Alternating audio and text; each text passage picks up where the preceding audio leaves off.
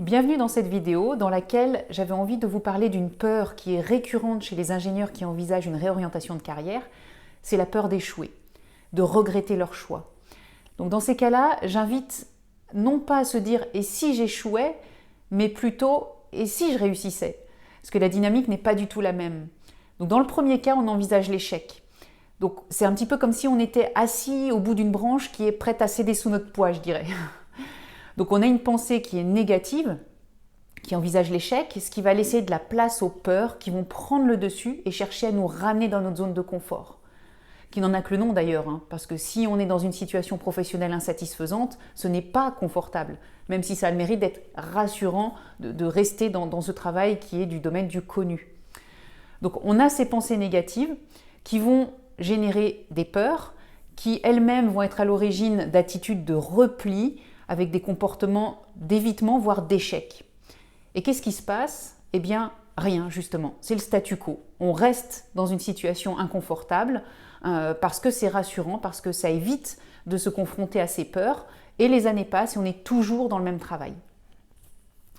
Dans le deuxième cas de figure, et si je réussissais, là, on envisage quelque chose de positif. Donc on a une pensée positive qui va du coup générer des émotions, des sentiments beaucoup plus agréables, de joie, d'enthousiasme, d'entrain, qui au contraire vont aboutir à des attitudes d'ouverture avec des comportements qui vont être constructifs et qui vont permettre d'avancer pour atteindre ses objectifs. Et quelle est la différence entre ces deux situations? Eh bien, c'est l'état d'esprit. Et quand on se lance dans une transition de carrière, travailler son état d'esprit et l'orienter vers la réussite, c'est une clé incontournable. Les sportifs de haut niveau ne vous diront pas le contraire. Quand ils préparent une compétition, ils ont un plan d'entraînement pour travailler le physique, mais en parallèle, il y a tout un travail sur leur mindset. Et bien pour une réorientation de carrière, c'est la même chose.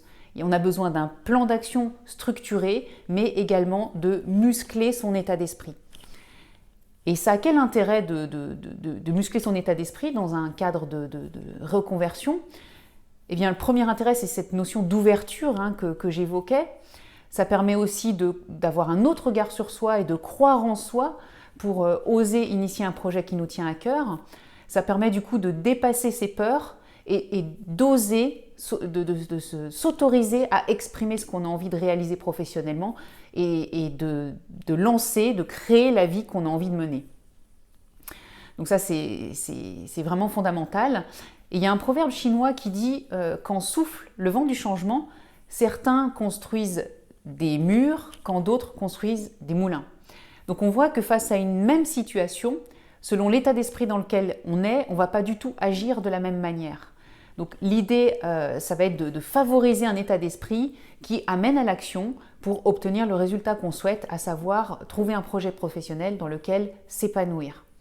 Donc dans les accompagnements que je propose, travailler l'état d'esprit, c'est vraiment un fil directeur en fait. C'est comme un tremplin sur lequel mes clients peuvent s'appuyer pour exprimer ce projet qui les anime et oser le lancer par la suite. Donc c'est pour moi une clé de voûte, une clé du succès tout simplement. Donc si de votre côté vous sentez que vous voulez changer de travail, que vous avez besoin de vitaminer votre état d'esprit et que vous avez envie de travailler avec moi, eh bien je vous invite à me contacter pour une séance découverte qui nous permettra d'échanger plus longuement sur votre situation et de voir comment je pourrais vous aider. À très bientôt.